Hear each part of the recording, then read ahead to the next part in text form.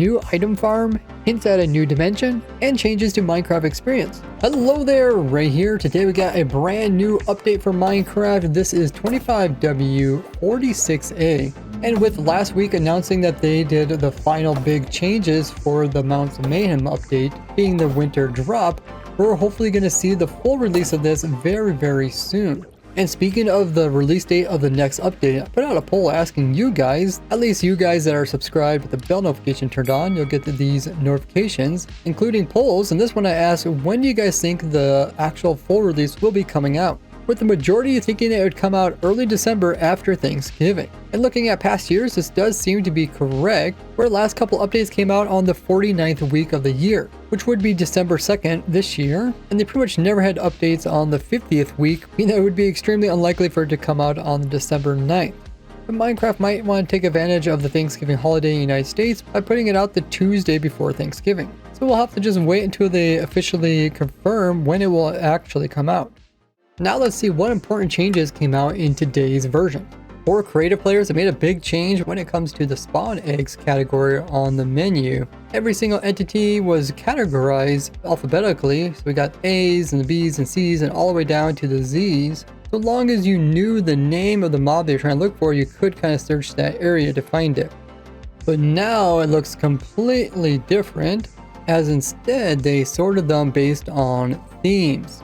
So at the very top we have the overworld theme, and then we come down here, we have the nether theme, and then at the very end we have the end dimension theme. And within the overworld category, they sorted them with farm mobs, and then there's mounts and pets. Then they got wild animals, and then there is the aquatic ones. And then after those are the miscellaneous ones, which are like the golems. Then there's the villagers, and then we have the undead mobs, which there's quite a few of nowadays. Then there's the spider mobs, and then just the ones that are considered monsters. And then finally, we have the illager mobs, which are quite a few of them, even include the witch over here. And then after all the overworld stuff, then we have the nether stuff, as well as the end dimension, which is only 3 mobs. And even though the enderman can be found like in the nether as well as overworld, it makes sense that they put it in the end dimension category. I have no clue why they changed this, because this is going to make it actually harder to find mobs rather than make it easier. When it was an alphabetical system, as long as you knew what the actual mob name was, then you could easily find it. And for the most part, the mobs' names are pretty simple. When it comes to mob names that have like multiple names, like tropical fish, maybe you're like searching in the F's for a fish, but it's actually a tropical fish.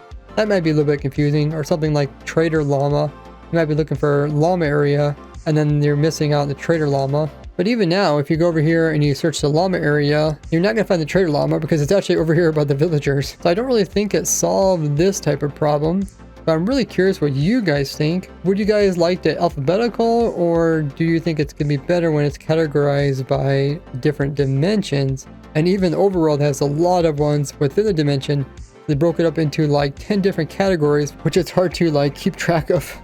But what I find is super fascinating is that they're actually categorizing it by dimensions. Now they call them themes, but the theme is dimensions. They got overworld, end, and nether, which makes me think that maybe they're coming out with a new dimension, as we have been seeing quite a few changes throughout this past year, where they're indicating that they're going to come out with a new dimension soon.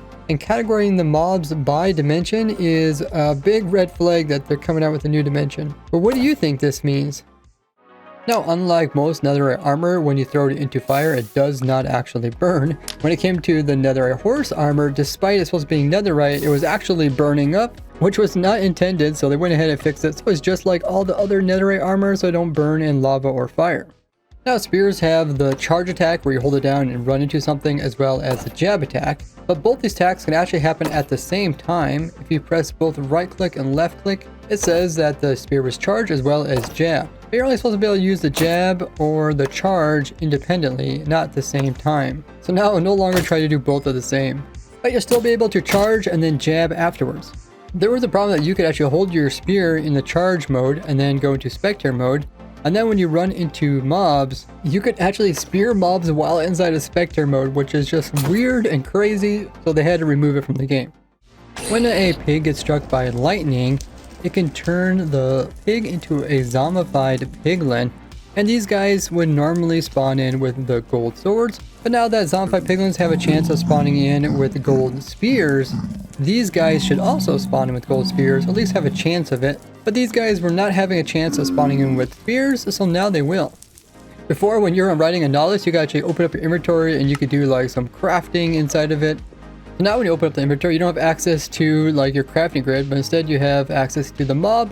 So you can add and remove saddles as well as the armor, which does mean you can remove the saddle and still be riding it while having no saddle on it, which you normally can't do because when you try to click on it, all it does is just keep opening up this inventory. So they probably have some fixing to do.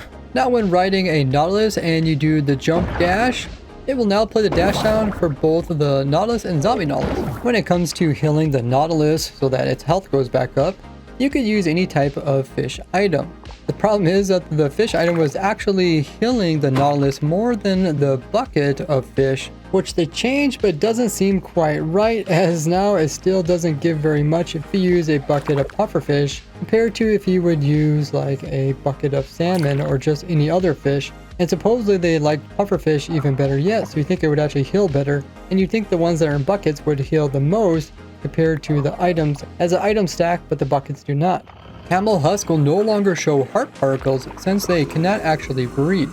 They made it so if you attack the main mob that's normally passive like the zombie horse, it will no longer panic because it's supposed to be actually controlled by the zombie, which should not panic because it's not a passive mob. So now if you hit the bottom of a rider that is either like a horse, mule, donkey, camel, zombie horses, or camel husk, they will no longer panic around.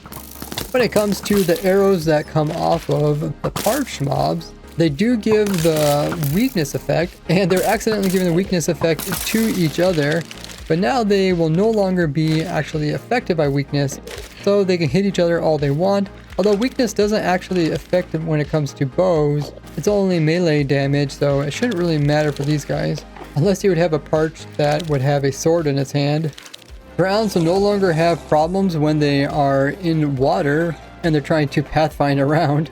They also fixed the rendering underneath the water so that if you turn on hitboxes and you go above water, where before you wouldn't be able to see the hitbox anymore, they made it so you can see it once again like it used to be.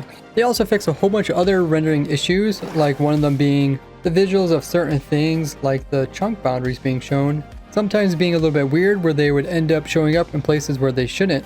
They also fixed the F3 menu, which has all the debug information. It was actually missing the amount of days in the game, so you can once again put that up here. But there is an annoying bug still that when you leave the game and sometimes you play other versions and you come back, all of a sudden all of your settings are changed around. They're no longer the way you left them, which is really annoying, so I hope they fix that. They also fixed many other visual problems, like how stuff will show up in front of other things when it shouldn't or should. Also with the newer mouse cursors, they made sure the right image pops up in the right location, and other bugs related to the animation of how things look when they're being held by different mobs. Bedrock Edition also got a new beta or preview. This is 1.21.130.27, where they did a whole bunch of different small fixes to all the new stuff that's coming out in the Mount of Mayhem update. The most interesting one is that the zombie husks that ride on top of the camel husk now have a 50% chance of dropping a rabbit's foot. And it will be a cool way to actually farm up the rabbit's foot. You can get this with a low percentage of killing rabbits. That's typically what you do, just breed rabbits and kill them until you get some of these feet. Or you can also get it as a gift from a cat. But since this change has came to Bedrock Edition, that means it'll probably also come to Java Edition, which means my camel husk jockey farm that I just made will now also produce rabbit's foot as a byproduct, which will make the farm even more useful.